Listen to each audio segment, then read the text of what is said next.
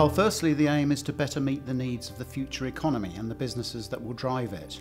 Now, this will be achieved by enabling employers to play a leading role in apprenticeships. This will result in a better alignment with key occupations in key industries. Secondly, the reforms are about improving the quality of apprenticeship programs. The idea here is they're seen as robust qualifications that are genuine alternatives to academic qualifications at the same level.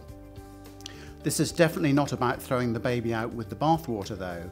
Apprenticeships have been, by any standards, very successful, and these reforms are essentially about building on this strong base. Well, last year the government asked the high-profile entrepreneur Doug Richard to investigate and conduct a review of apprenticeships. This resulted in a consultation document which was published in March 2013. Following the consultation period, during which, by the way, 335 responses were received, account was taken of these responses and an implementation plan was produced in October. While there are quite a few changes, firstly, the standards upon which the training programs are based will be designed by employers and will replace the existing frameworks. These new standards will be clear and concise on one sheet of A4 paper, hopefully, with the intention being to make them easy to understand for everyone. All apprenticeships will last a minimum of 12 months, and maths and English expectations are higher and will link to newly developed vocational GCSEs. There will also be a change in the way apprenticeships are funded, with public funding shifting from training providers to employers. Assessment will be focused on testing competence at the end of the apprenticeship rather than throughout the programme. And finally, the change that's probably attracted the greatest discussion and attention, apprenticeships will be graded. While more than 70 companies were invited by the government to lead on the design of these new apprenticeships, all of these employers had been involved previously in delivering apprenticeships.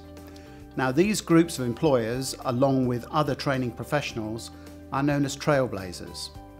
Initially, 8 industry sectors have been identified, and these are effectively pilots. The final shape of the new apprenticeships will be heavily influenced by their recommendations. It's worth pointing out that the apprenticeship reforms do not take place immediately. Centres can continue to deliver the existing framework. All the mechanisms available to centres in delivering apprenticeships under the existing framework will continue to be accessible. Trailblazers will pave the way for full implementation of the reforms between 2015 to 2017. Apprentices can expect to take part in the new framework from the end of 2014.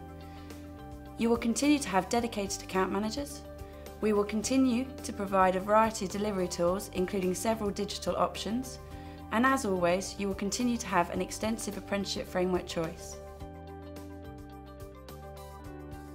City and Guilds is already in discussion with many of the key stakeholders involved in the reform and is best placed to keep you informed of how the intended changes might impact you.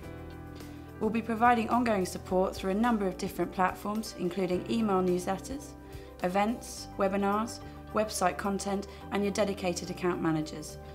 For further information, simply contact your account manager or email us at apprenticeships@cityandguilds.com.